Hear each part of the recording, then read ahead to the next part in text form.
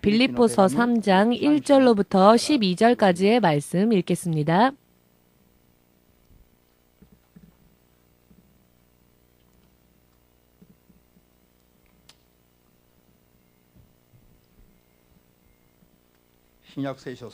신약성경 321페이지 빌립보서 3장 1절에서 12절까지 소리내어 함께 읽겠습니다.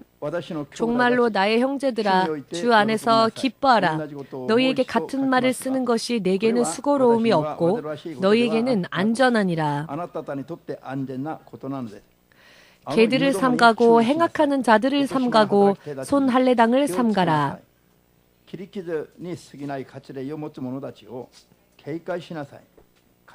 하나님의 성령으로 봉사하며 그리스도 예수로 자랑하고 육체를 신뢰하지 아니하는 우리가 곧 할례당이라. 그러나 나도 육체를 신뢰할 만하니 만일 누구든지 다른 이가 육체를 신뢰할 것이 있는 줄로 생각하면 나는 더욱 그러하리니 내가 8일 만에 할례를 받고 이스라엘의 족속이요 베냐민의 지파요 히브리인 중에 히브리인이요 율법으로는 바리새인이요 열심으로는 교회를 핍박하고 율법의 의로는 흠이 없는 자로라. 그러나 무엇이든지 내게 유익하던 것을 내가 그리스도를 위하여 다 해로 여길 뿐더러 또한 모든 것을 해로 여김은 내 주 그리스도 예수를 아는 지식이 가장 고상함을 인함이라. 내가 그를 위하여 모든 것을 잃어버리고 배설물로 여김은 그리스도를 얻고 그 안에서 발견되려 함이니 내가 가진 의는 율법에서 난 것이 아니요 오직 그리스도를 믿음으로 말미암은 것이니 곧 믿음으로 하나님께로서 난 의니라. 내가 그리스도와 그 부활의 권능과 그 고난의 참회함을 알려하여 그의 죽으심을 본받아 어찌하든지 죽은 자 가운데서 부활에 이르려 하노니 내가 이미 얻었다 함도 아니요 온전히 이루었다 함도 아니라 오직 내가 그리스도 예수께 잡힌 바 된 그것을 잡으려고 쫓아가노라. 아멘. 기도하겠습니다. 주 되신 하나님, 오늘 이 부활절 예배를 맞이하여 사랑하는 주의 자녀들이 지금까지의 여러 많은 죄를 회개하고 주님께서 한 사람 한 사람을 위하여서 찢어주셨던 그 육신과 그 살과 그 피에 이 성찬식을 통하여서 다 함께 참여하였습니다. 모든 죄로부터 자유롭게 하여 주시옵고 주님께서 성취하시고 또 약속하여 주신 영원한 부활의 생명의 충만함을 받아 이 시간 더욱더 성령을 통해 주의 음성을 듣고 나아가고자 원하오니 한 사람 한 사람을 도와주시옵소서. 실제로 또한 진실로 바르고 또 바르게 깨달아서 바르게 믿고 틀림이 없는 믿음 생활을 앞으로 우리가 걸어가게 될 그 마지막 순간까지 확실하게 이루어질 수 있도록 한 사람 한 사람을 도와주시옵고 강건케 하여 주시옵고 축복하여 주시옵소서. 주 예수 그리스도 이름으로 기도합니다. 아멘. 할렐루야. 할렐루야. 사람들이 가장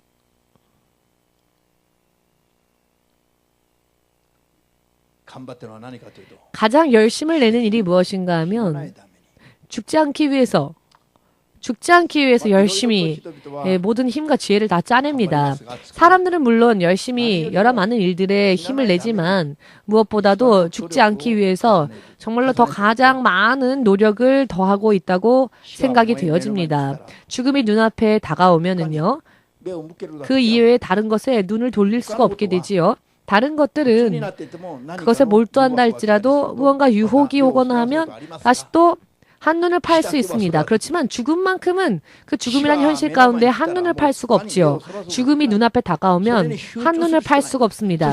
그 죽음을 맞이할 수밖에 없고 마주 볼 수밖에 없고 그렇기 때문에 이 죽음을 어떻게든지 피하고자 하여 사람들은 열심히 노력하는 것입니다. 왜냐하면은 죽음이라고 하는 것은 인생의 마지막이다. 끝이다 라고 사람들은 생각하기 때문입니다.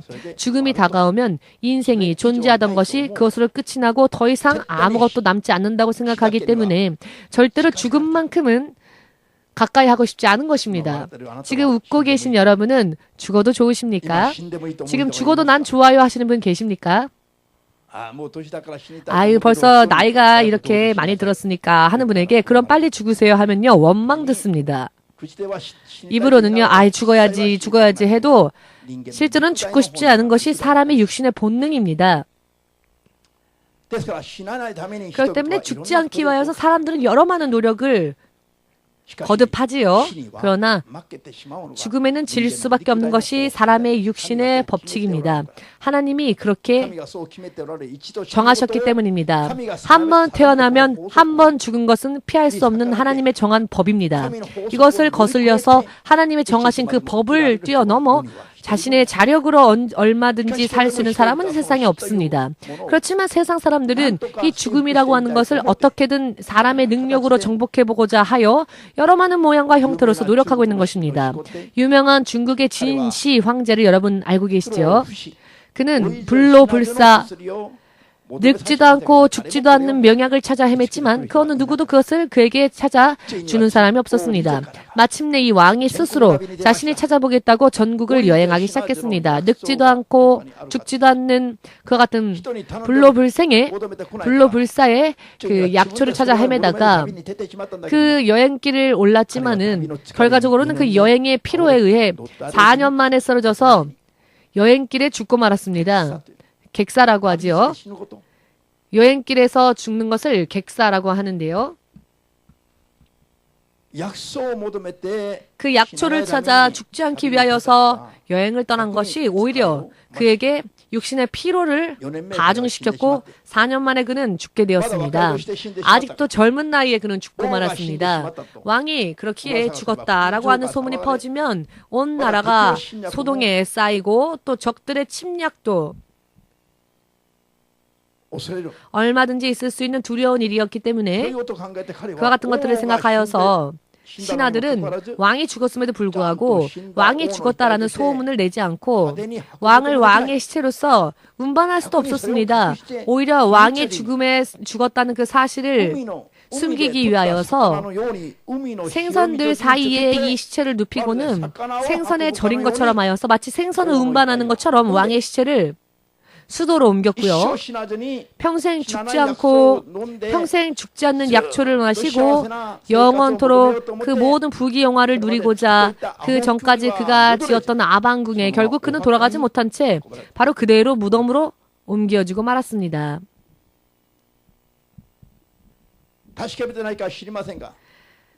확인해보지 않았기 때문에 모르는 일이지만 일설에 의하면 북한의 김일성도 죽지 않기 위해서 오래 장수하려고 청년들의 젊은 그 피를 많이 수혈했답니다. 즉 피를 바꾸기 위해서 자신의 피를 젊은 청년들의 피로 바꾸기 위해서 수혈했다라고 하는 그런 소문도 있습니다. 물론 이것은 정말인지 아닌지는 모릅니다. 확인할 길이 없는 소문일 뿐이지만 아무튼 이렇게 죽지 않기 위해서 늙지 않기 위해서 세상에 있는 많은 사람들이 이렇게 열심을 다한다는 것입니다. 그렇지만 죽음이 막상 눈앞에 다가오면은 그 죽음 앞에 사람은 두 팔을 다 들 수밖에 없습니다. 죽음을 자신의 힘으로 이길 수 있는 자는 없습니다. 그렇기 때문에 죽으면 인생이 끝나기 때문에 할 수만 있거든 죽지 않고 싶어서. 그럼에도 불구하고 죽게 되면은 그 후에는 모든 소망이 다 사라지고 마는 것이니까 죽어서 자신의 육신이 눕게 될 마지막 무덤에 사람들은 투자를 하는 것이죠. 저 애굽에 지금도 존재하고 있는 저 커다란 삼각형의 무덤이 있지 않습니까? 그것이 무엇이죠? 네, 피라밋입니다. 여러분들도 다 알고 계실 것입니다. 저 피라밋은 무덤이었죠. 당시 애굽의 왕들이 파라오가 죽으면 장사되어졌던 곳, 저것이 바로 무덤이었던 것입니다. 이 피라밋이. 그런데 이 피라밋은 약 1톤 정도부터 약 10톤 정도 되는 커다란 돌들을 쌓고 쌓아서 만든 무덤인데요. 그런데 저도 참 불가사의하지요. 피라밋은 왕의 무덤을 저렇게 웅장하게, 저렇게 크게, 저렇게 멋지게 만든 것에 대해 참 불가사의합니다. 돌인데 2톤에서부터 그 돌 하나가요 10톤에 10톤에 이를 정도의 그 돌이 지금의 이 애굽에도 존재하지 않는답니다. 이 피라밋이 만들어진 그 주변에는 저렇게 큰 돌이 존재하지가 않는답니다. 저렇게 하나 몇 톤이나 되는 그런 돌을 도대체 어디에서 운반하여 어떻게 저런 무덤을 만들었을까? 왕의 무덤을 만들기 위해 저렇게 투자를 한 것입니다. 그 옛날 시대에.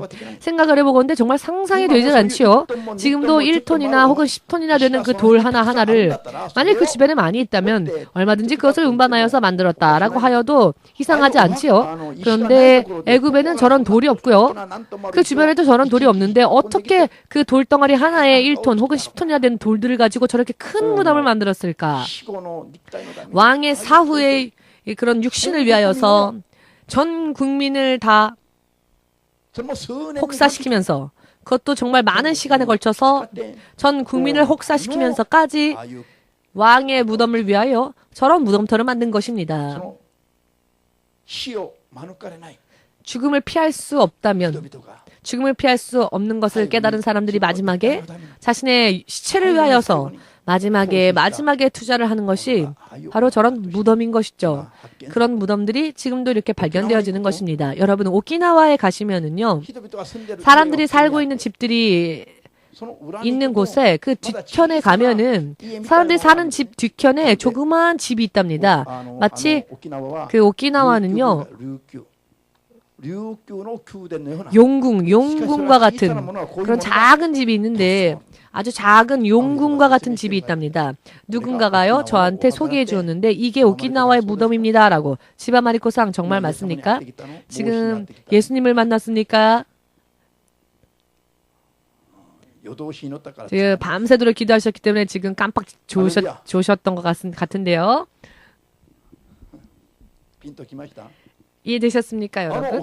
자, 저 오키나와에는요, 무덤이 용궁과 같이 만들어 놓았습니다. 용궁. 오키나와는 실상은 우리는 오키나와인이다. 우리는 일본인이라고 말하고 싶지 않다라고 말을 한답니다. 그런데 이 오키나와는요, 용궁 문화를 받아들인 민족이기 때문에 용의 궁전과 같이 무덤을 조그맣게 만들어 놓습니다. 집을, 그런 무덤집을. 죽어도 나는 용궁에서 잠들 것이다 라고 하는 의미에서 무덤을 용궁과 같이 만들어 놓고 그것을 문화로 받아들이고 있는데요. 이것이 마지막 자신을 위한 투자랍니다. 죽지 않기 노력하지만 그러나 어쩔 수 없이 죽게 되면 마지막에는 그런 무덤이라도 투자하여 만드는 것입니다. 그런데 여기까지가 세상 사람들이 생각하는 한계입니다.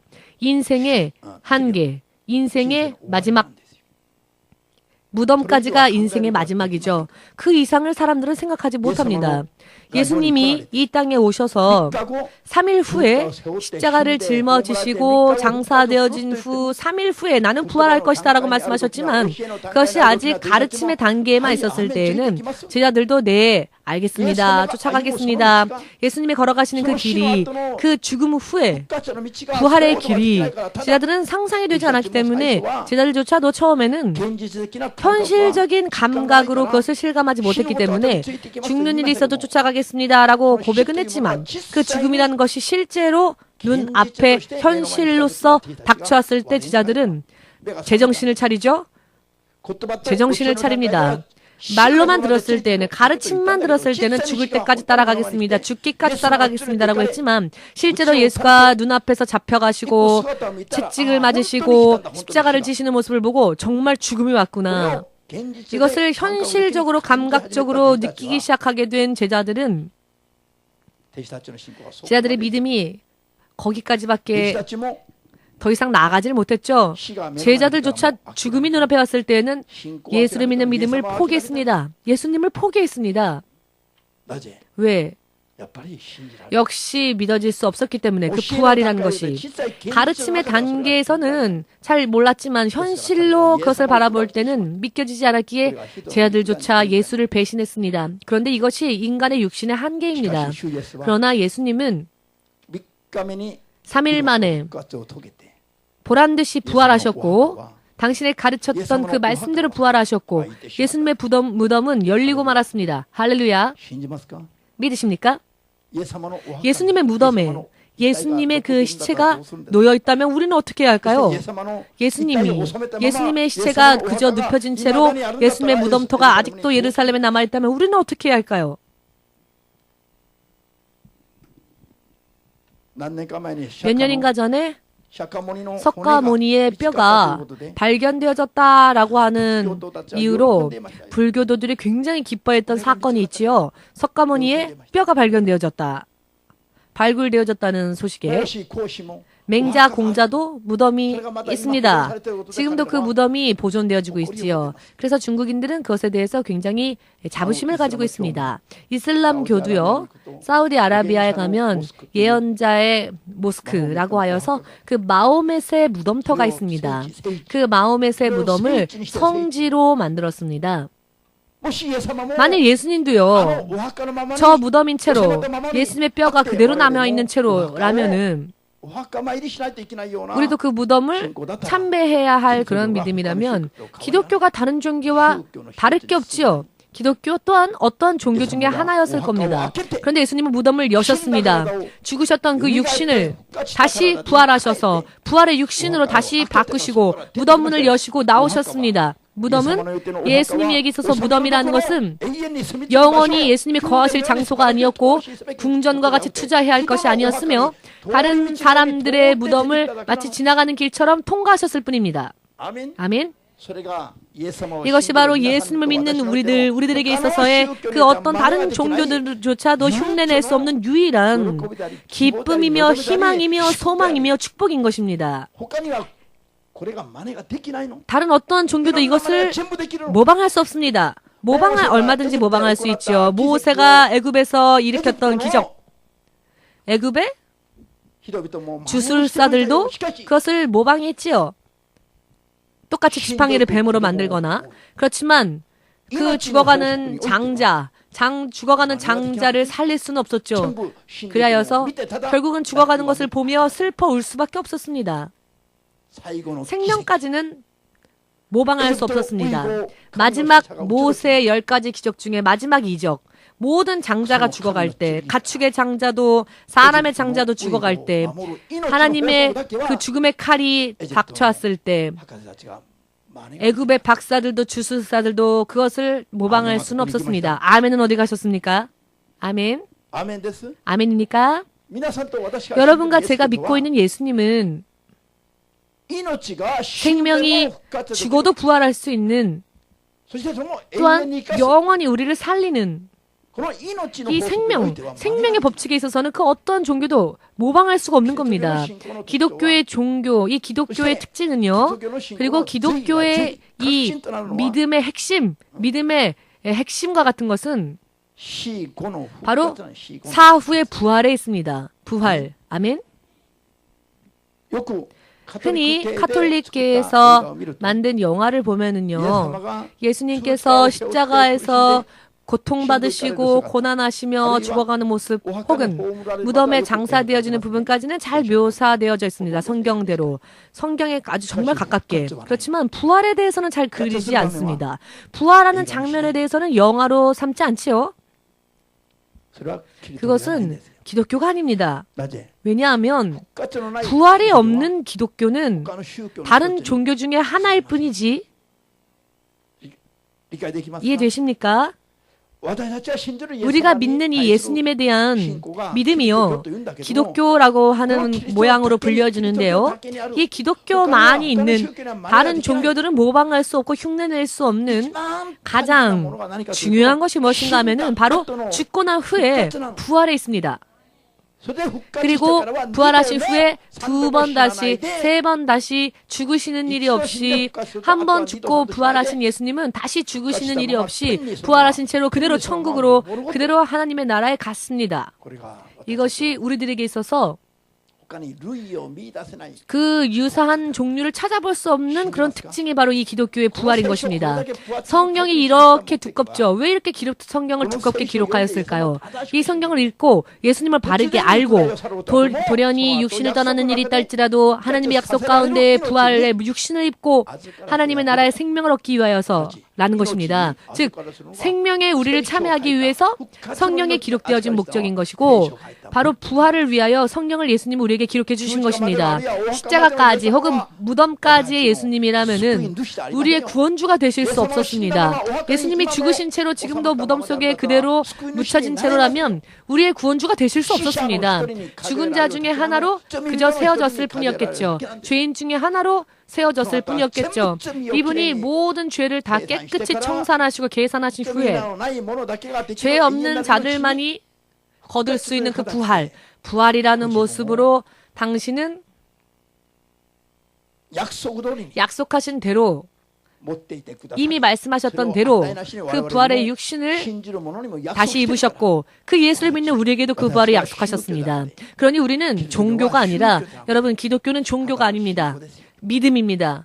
기독교는 종교가 아니라 믿음입니다. 믿음. 종교의 범주 안에 들어가서는 안 됩니다. 종교의 범주로서는 해결할 수 없는 죽음을 사망을 생명으로 옮겨가는 사람이 만들어낸 종교의 어떤 가르침의 레벨이 아니라 하나님이 친히 우리에게 계시하신 창조주 하나님이 친히 그 생명의 법칙으로 우리에게 말씀하신 영원한 진리인 것입니다. 종교에서 말하고 있는 경전들은 진리가 아닙니다. 결국은 거짓입니다. 왜냐하면 그 안에는 생명이 없습니다. 그렇지만 진리 속에는 생명이 있습니다.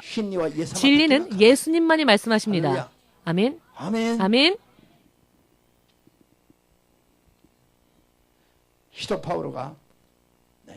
사도 바울이 예수님을 만나기 이전에는 크리스찬들을 가장 싫어했던 사람이었죠. 할스만딩거든 교회를 핍박하여 부수고 해치고자 했습니다. 이것이 자기의 사명이라고 생각했지요.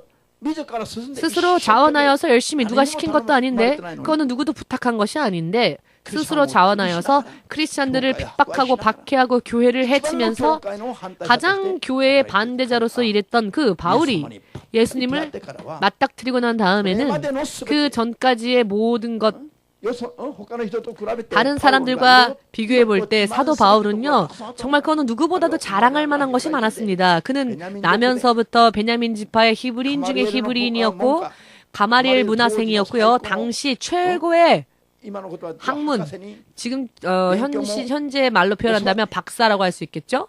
그런 최고의 지식가에게 배웠던 정말 최고의 지식인이었고 종교에 있어서도 민족에 있어서도 아주 우수한 뛰어난 부분들을 많이 가지고 있었던 다른 사람들보다 많이 갖추고 있었던 자였습니다. 그런데 그 모든 것들을 먼지와 같이 배설물과 같이 아낌없이 전부 다 버렸습니다. 전부 다 버렸습니다. 왜 그가 그 전까지 자신 안에 있었던 그 자랑스러운 일들을 왜 다 버렸는지 그 이유를 스스로 설명하고 있지요. 죽은 자 가운데서 구원 얻어 영원한 생명의 부활을 이루는 그와 같은 자 중에 하나가 되기 위해서 그 부활을 얻기 위해서라고 말합니다. 그것도 그는 12절을 통하여서 설명하고 있지요. 이미 얻었다 함도 아니요. 아직 온전한 것이라고 생각하지 않는다고. 이것은 무슨 뜻이냐. 부활주 예수님을 만나서 예수님을 영접하고 부활하신 예수님의 그 약속 안에 참여했다 할지라도 나는 끝났다. 이미 나는 완성되었다라고 스스로 생각하지 않는답니다. 계속적으로 내가 받은 구원을 계속적으로 유지하기 위해서 노력한다는 뜻입니다. 사도 바울처럼 부활을 잘 알고 있었던 사람, 사도 바울처럼 말입니다. 부활에 대하여서 정말로 뜨겁게 그 소망을 불태웠던 사람도 없습니다. 부활 생명에 가장 가까이 나가기 위해서 누구보다도 노력했던 사람이 사도 바울이었습니다. 사도 바울은 부활을 약속받은 후에는 이 부활을 위해서라면 육신도 육신의 생각도 육신의 생활까지 전부 다 매일매일과 같이 스스로 부수면서 매일매일 스스로를 치면서 자기의 생각이 조금 머리를 치켜들면 금세 그 생각을 치면서 내 자아가 머리를 치켜들 때 내 욕망이 또 머리를 치켜들 때 금세 그것을 치면서 계속 자기를 치면서 살았죠. 그리고 자기는 마치 죽은 자처럼 십자가에 못 박고 그리고 다시 부활하여 예수님을 따라가는 자로서 살기 위하여서 그는 매일매일 나는 죽노라라고 고백합니다. 이 예수님을 믿고 부활을 약속받은 후에 사도 바울은 매일매일 필사적으로 반드시 그 육신이 부활에 이를 수 있기를 바라며 그는 매일매일 자신을 쳤던 것입니다. 부활에 대한 신앙에 있어서는요, 정말 사도 바울이 최고였을 겁니다. 우리도 이 사도 바울을 닮아가야 하지 않겠습니까? 모든 것을 다 가지고 갖추고 있었고 모든 사람들에게 존경을 받았던 사람이 그것을 한꺼번에 전부 다 마치 배설물과 같이 먼지 티끌처럼 다 버렸다는데, 배설물은요 사람이 자기 육신 안에도 방 안에도 놔둘 수가 없어서 빨리 버려버리는 게 바로 배설물이고 먼지 티끌이지요. 최근 일본인들의 가정을 살펴보면은 어떤 분들은요 고미야시키 해갖고 정말 쓰레기집인지 사람이 사는 집인지 돼지우리인지 모를 정도로 그런 집들이 있죠. 이것은요 정상이 아닙니다. 정상적인 사람은 쓰레기를 자기의 집안에 두지 않습니다. 긴 시간 그것도 방치해두지 않지요. 정상적인 사람은요 변비를 걸리지 않습니다. 먹으면 금세 배설하지요. 일주일 지나도 화장실 못 가면 이상하여 당신 걱정되네요. 그렇지 않겠습니까? 변비는요 병이에요. 그런 병에 걸려서는 안 됩니다. 먹으면 배설해야죠. 그것과 마찬가지입니다. 사도 바울은 육신으로 죄 짓는 삶을 마치 변비처럼 자기 몸에 쌓아두지 아니하고 매일과 같이 배설했던 것입니다. 그와 같은 생활을 살고자 원하시는 분만 아멘으로 주님 앞에 영광 돌리시고, 그렇게 삶으로써 대신 예수님께서 이루셨던 영원한 부활의 능력이 우리의 영혼 안에 채워져서 그 영혼 가운데 삶의 의미와 가치와 희망과 축복과 행복이 새어나오는 여러분들 되시기를 예수님의 이름으로 축복합니다. 부활을 실제로 여러분 인정하십니까? 실제로 부활을 믿으십니까? 부활이 기독교의 유일한 기독교만이 가지고 있는 축이라는 것을 믿으십니까? 기독교 안에서 부활을 빼내면 기독교는 더 이상 기독교가 아닌 게 됩니다. 그냥 종교 중에 하나의 가르침이 될 것입니다. 그렇기 때문에 십자가에 못 박히신 예수님, 십자가를 만들 때에 예수님을 십자가에 못 박은 모양으로 만들어진 것들이 있지요. 그것은 카톨릭이 만들어낸 것입니다. 죽음에만 머물러 있는 예수님은 우리의 구원주가 될 수 없습니다. 죽음에만 머물러 있는 예수님은 구원주가 되실 수가 없습니다. 성모 마리아의 연약하게 안겨있는 예수님은 우리의 구원주가 되지 못하십니다. 아멘. 우리의 모든 죄를 담당하시고 장사되어지고 그것으로 끝난 줄 알았더니 부활하셔서 나는 더 이상 십자가에 없다, 이렇게 그 육신을 드러내신 예수님, 이분이 바로 우리의 구원주입니다. 여러분과 제가 믿고 또 그 믿는 우리의 믿음의 대상은 오직 부활주 예수님, 부활하신 예수님, 예수를 믿으세요, 구원받으세요 하면서 전도할 때에도요 부활하신 예수님을 우리가 전하는 겁니다. 아멘. 그 예수님이 우리의 주님이십니다.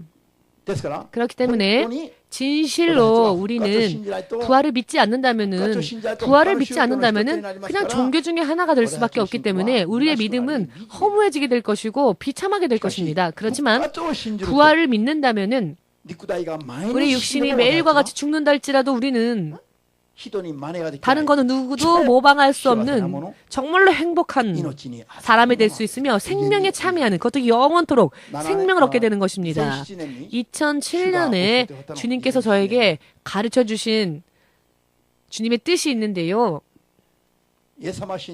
예수님을 믿고 교회에 오는 사람들에게 모두가 각기 예수님처럼 한 번 죽고 예수님처럼 다시 부활한 경험을 마치 실제로 가진 것과 같이 그렇게 믿음 생활을 할 수 있도록 가르치라고 주님이 저에게 강하게 감동을 주셨습니다. 이 뜻은 무엇이냐? 한번 죽고 지옥도 보고 천국도 보고 죽어서 부활하여서 무덤 속에 머물러 있는 것이 아니라 죽어서 부활하여서 사후의 세계까지도 전부 다 확인하고 온 사람들은 믿음 생활 열심히 하세요라고 누군가가 말하지 않아도 스스로 열심히 할 것입니다. 사도 바울도 그러했지요. 그는 제3 하늘까지 갔다 왔습니다. 자, 보았으니 확인했으니 너무 당연하게 열심히 하는 것이죠. 그렇지만 아무리 믿음 생활을 열심히 권장하고 권해도 복음의 능력이라고 하면 예수님의 능력인데요. 복음의 능력을 이렇게 선전하고 말씀을 전하면서 사람들을 모아놓고는 예수님을 믿으면요 좋아집니다. 뭐가 좋아지냐? 가게가 번창하고요, 몸이 건강해지고요. 사람을 모아놓기는 하는데 복음 앞에, 그러나 부활의 믿음까지는 인도하지 못하는 겁니다. 교회 가면 무언가 마음의 위로가 있고, 교회 가면 무언가 평안한 게 있으니까 그냥 가지 뭐. 다음 주에도 한번 가지 뭐. 이것은요 아직 진정한 크리스천이 아닙니다. 부활에 대한 지식도 없이 믿음도 없이 이 세상에서 살았던 모양으로 산다면 진정한 크리스천이 아닙니다. 크리스천은 그리스도를 따라가는 자입니다. 예수 그리스도는 세상에 있는 것을 구하지 않으셨습니다. 세상에 있는 것은 그날 필요한 것만 취하셨고 후에는 부활하셔서 하나님의 나라에 갈 그 일만을 주님은 걸어가셨습니다. 그리고 그 주님을 따라가는 자가 크리스천이고 바로 그 사람들이 그리스도의 사람들입니다. 우리가 여러분, 나는 크리스찬입니다 라고 말하고자 원하는 분이 계신다면은 이 세상에 있는 것들을 뛰어넘어서 죽어도 부활하는, 눈앞에 죽음이 다가온다 할지라도 그 죽음을 통과하여서 마치 문처럼 통과하여서 그 죽음 건너편에 계신 예수님께 나아가는 자가 크리스찬들의 기본적인 믿음이다. 확실하게 믿으시기를. 그리고 내가 크리스찬이며 내가 크리스찬인지 아닌지 이와 같은 기준으로요 스스로를 점검해보면 확실히 보일 것입니다. 믿으시기를 예수님의 이름으로 축복합니다. 진정한 크리스찬은 예수님의 부활의 능력이요 뒤따릅니다. 아멘. 지난주 제가 굉장히 몸의 상태가 안 좋았습니다. 그런데 부활주 예수님을 의지하면서 계속 기도하였더니 지난주부터는 너무너무 육신의 건강이 넘칩니다. 지금 부활의 능력이 성령으로 인해 제게 임하여서 어제도 생각을 했습니다. 아니 내가 왜 이렇게 몸의 상태가 좋아졌지 갑자기. 너무 건강합니다. 제가 지금. 사실 이런 나이가 되면은요 1년에 한 번이라도 6개월에 한 번이라도 정기 건강검진을 받아야 될 나이죠. 구약소에서 날라오지 않습니까? 건강검진 받으라고. 예, 공짜로 받으라고. 나이가 어느 정도 차면은요. 그런데 저는 그냥 버려버립니다. 읽지도 않고 버립니다. 왜냐하면은 매일매일 예수님께 정기검진 받고 있기 때문에 제가 무언가 아플 때 예수님이 고쳐주시니까 성령님이. 이것이 바로 부활주 예수님의 능력이십니다. 믿으십니까? 이것이 바로 크리스찬입니다. 크리스찬은 자기 스스로 사는 사람은 크리스찬이 아닙니다. 내 육신은 죽고 예수님의 성령을 통해 사는 자가 크리스찬입니다. 아멘. 그런데 왜 크리스찬들이 믿지 않는 사람들한테 가서 돈 좀 빌려주세요. 부끄럽지 않습니까? 부끄러운 일입니다. 좀 약 좀 사줄래요? 네, 부끄러운 일입니다. 정말로 여러분 부활을 믿으신다면 우리의 삶의 방식을요 다시 리세트해야 됩니다. 리세트. 여러분 아시죠? 리세트. 다시 한번 세팅을 다시 한번 설정하는 겁니다. 그게 리세트지요. 크리스찬들은 리세트해야 됩니다. 세상 사람들과 똑같은 삶의 방식으로 살면서 나는 크리스찬이라고 말하지 말기를 바랍니다. 아멘 되십니까? 어제 제가 기도했는데요.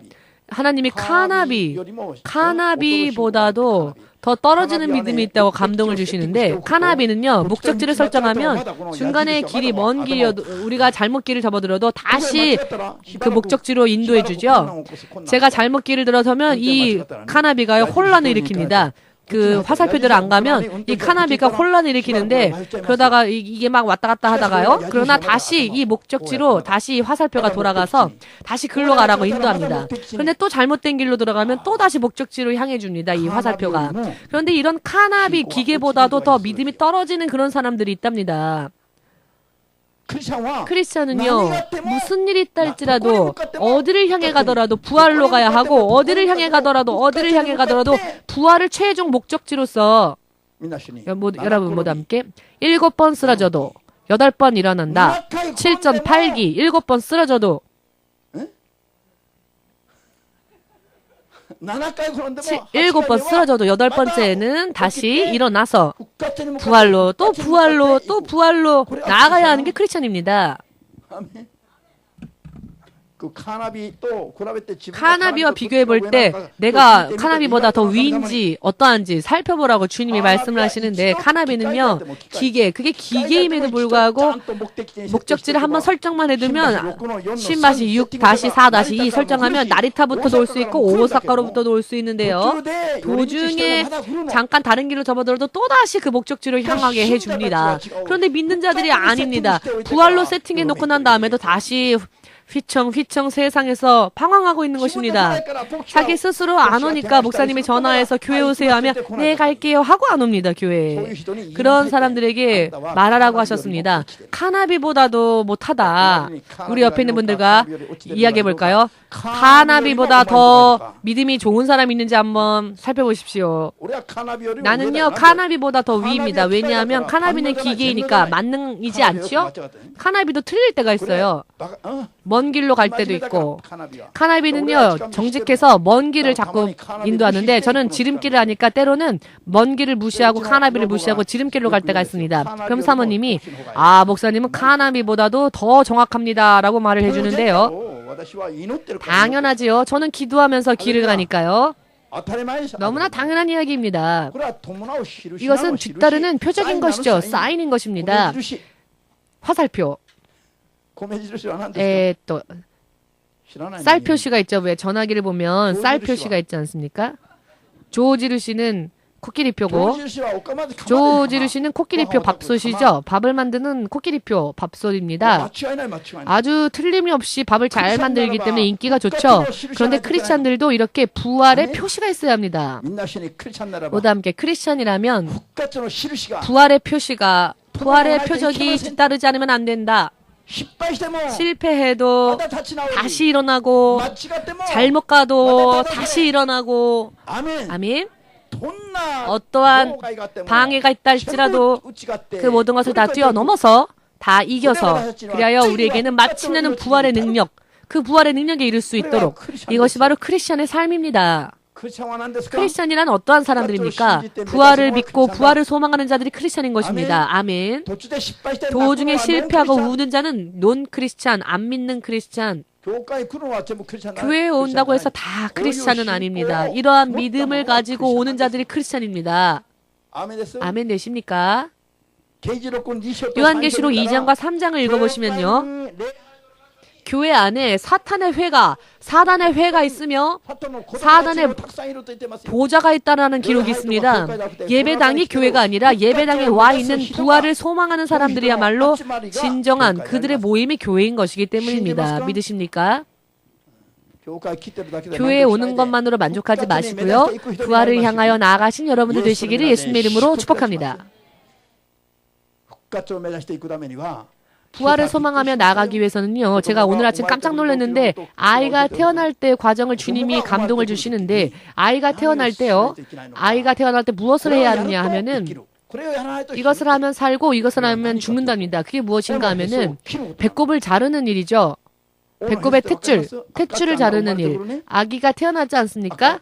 아기가 태어날 때 배꼽의 탯줄 있지 않습니까? 어머니와 이 탯줄로 이 아기가 연결되어져 있지요. 그런데 이 탯줄을 자르면 아이는 한 사람의 생명체로서 살 수 있는데, 자르지 않고 어머니와 이어져 있는 채로라면 태어났음에도 불구하고 탯줄을 계속 자르지 않고 있으면 죽습니다. 여러분 이해가 안 되면 공부를 좀 하십시오. 이 아기의 탯줄이라고 하는 것은 태 안에 있을 때, 어머니의 태 안에 있을 때 생명을 공급받을 수 있는 생명줄 같은 것입니다. 탯줄은 생명이 이 태 안에 아기가 태아로 있을 때에는 생명줄이 없으면 죽죠. 태 안에 어머니 배 안에 있을 때는 탯줄로 이 아이가 어머니와 연결되어져야 합니다. 생명줄이니까요. 이 아이에게 있어서는 이 탯줄을 통하여서 어머니로부터 살 수 있는 영양분이 공급되어지기 때문에 이것으로 태아가 10개월 동안 발육하고 성장하는 겁니다. 그러나 이제 태어난 후에는 이 탯줄을 그래도 계속 붙어 있으면 안 되는 거죠. 이제는 자르지 않으면 태어난 아기는 죽습니다. 이제는 탯줄을 잘라야만 하는 것이죠. 길게 잘라서 이 탯줄이 또 태아의 목에 감기면 안 되니까 짧게 자릅니다. 탯줄을. 오늘 집에 가면 배꼽을 한번 보십시오. 이제는 그 흔적만 남아있지요. 배꼽의 모양으로 흔적만 남아있지요. 이것을 잘라서 탯줄을 잘라서 생명줄을 자르고 나와야 합니다. 예수님을 만났을 때, 예수님을 믿었을 때 영원한 부활에 이르기 위해서는 지금까지 예수님을 믿지 않고 살았던 세상의 모든 힘을 자르고 이제는 예수님만을 의지하면서 죽어도 사는 부활의 능력을 의지하여 사는 자가 참된 크리스천이 된다는 것을 믿으시기를 예수님의 이름으로 축복합니다. 모두 함께 고백해 봅시다. 한번 이렇게 해볼까요? 자, 손가락 가위. 이 세상의 탯줄을, 이 세상을 향한 이 탯줄을 지금 자릅시다. 자기 것 안 자르고 남의 것 잘라주니 참 친절한 사람이에요. 우리 교회는 나를 걱정하지 않고 다른 사람까지 이렇게 걱정해 줍니다. 참 자상합니다. 이런 마음은요, 타인을 배려하는 마음은 예수님 안에만 있는 마음이지요. 교회 올 때 혼자만 오지 마시고 여자친구, 남자친구 데려온 당신은 참 훌륭한 사람입니다. 예수님처럼. 전부 다 두고 나만 구원받으면 되지 라고 생각하는 사람은 정말 부활을 알고 있는 사람일까요? 부활을 아는 사람이라면 가족도 데리고 올 것입니다. 가족은 죽음의 강을 건너가도 상관없다 하고 혼자 오는 사람은 그 가족들에게 있어서 참된 가족이 아닙니다. 내 가족이 죽음의 강을 건너가길 원하지 않는다면 데리고 와야 합니다. 부활을 믿는 자는 가족까지 전도하지요.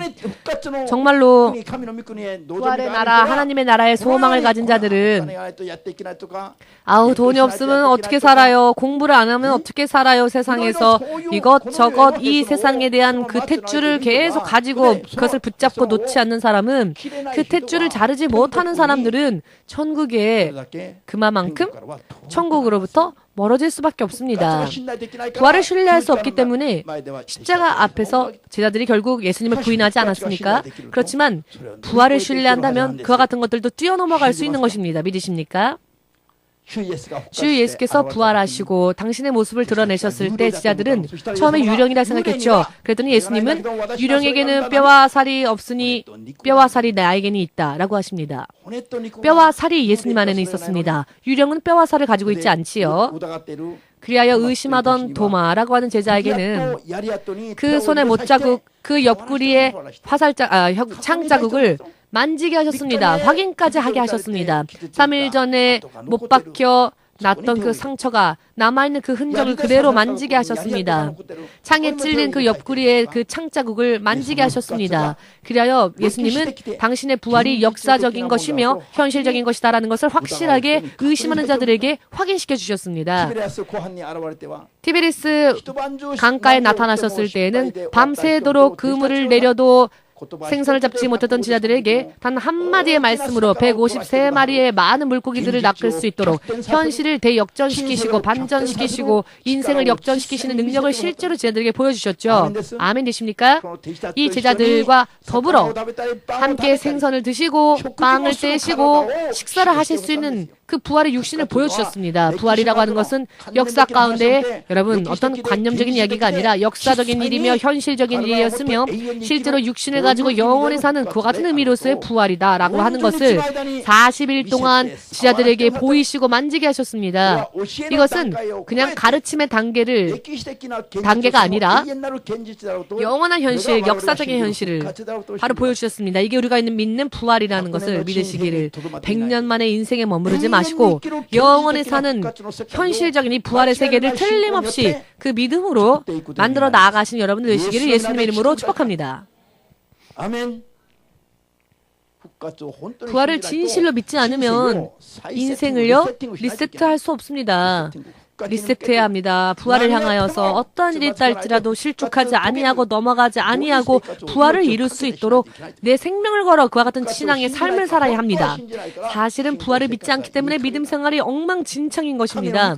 하나님에 대한 나라의 소망이 없으니까 할 수만 있거든 이 세상에서 안주하길 바라고 이 세상에서 성공하길 바라고 다른 사람이 누리는 것을 나도 누리고 싶고 크리스찬은요 부활의 생명과 소망을 가진 자는 다른 사람들이 세상에서 무언가를 누릴 때 우리는 절약하고 사람들이 잘 때 우리는 일어나서 기도하고 사람들이 먹을 때 우리는 금식하고 사람들이 육신을 위해 살 때 우리는 영을 위하여서 부활을 위하여서 준비하며 살아야 하는 것입니다.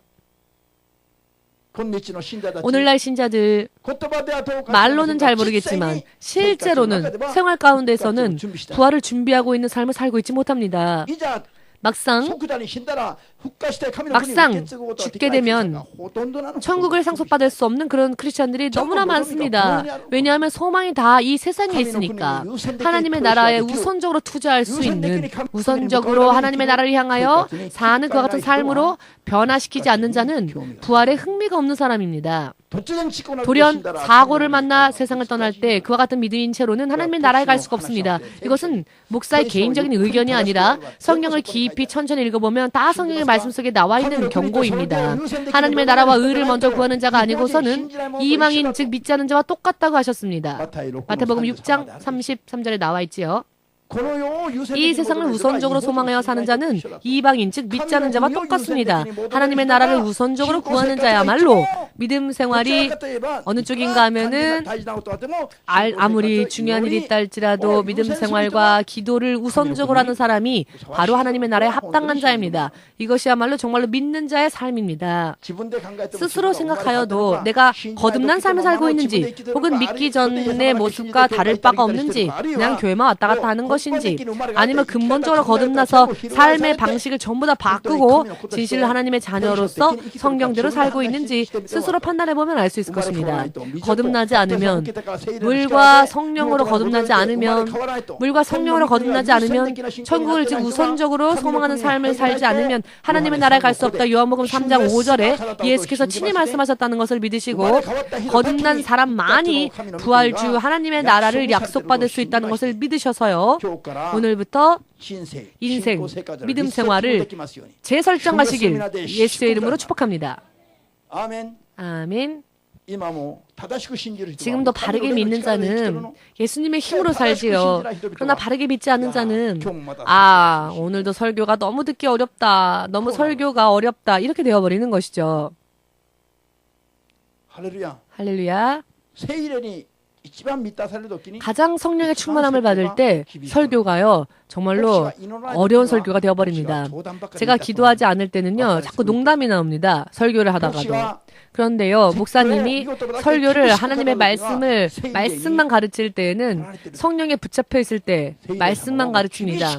성령님은 정말로 바로 똑바르게 진리를 바로 확실하게 돌려서 말하지 않으시는 분이시기 때문에 생명의 엑기스만을 마시는 여러분들이 되셔서 타협하지 않는 이유가 바로 여기에 있지요. 타협할 수 없는 이유가 여기에 있습니다.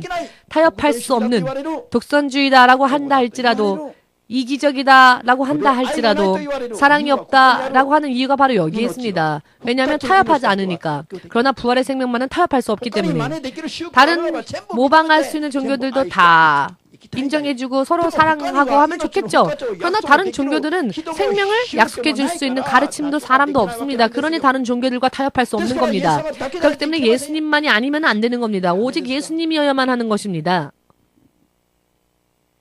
그렇기 때문에 때로는 험담을 받는다 할지라도 부활주 예수님만을 믿을 수밖에 없는 것이고 전할 수밖에 없는 것이고 가르칠 수밖에 없는 것이고 이 세상에는 부활의 능력이 없기 때문에 하나님의 나라를 우선적으로 말을 할 수밖에 없는 겁니다. 의사에게 찾아가도 해결할 수 없는 일들, 죽음의 준비를 하십시오. 이런 말만 하니까 예수님 살려주세요. 이렇게 의지하는 것이고, 예수님을 의지하니 의사가 안 된다고 했던 병도 너무나 간단하게 치유받고 하지 않았습니까? 정말로 부활의 능력이 여기에 있기 때문에 예수님만이 아니면 안 되는 것입니다. 아멘. 사람이 어느 누군가가 당신 이외에도 사람은 많다. 당신이 아니라도 얼마든지 남자, 여자 있다라고 한다면 어떤 기분이 들까요? 좋은 기분이 들겠습니까? 그러나 어떤 사람이 와서 난 당신이 아니면 안 돼. 세상에 아무리 남자가 많아도 아무리 여자가 많아도 난 당신이 아니면 안 돼. 이런 사람이 나타난다면 결혼하십시오. 아무 이유 묻지 말고 결혼하십시오. 흥미가 없으신 것 같습니다. 왜 예수님만이어야 하느냐?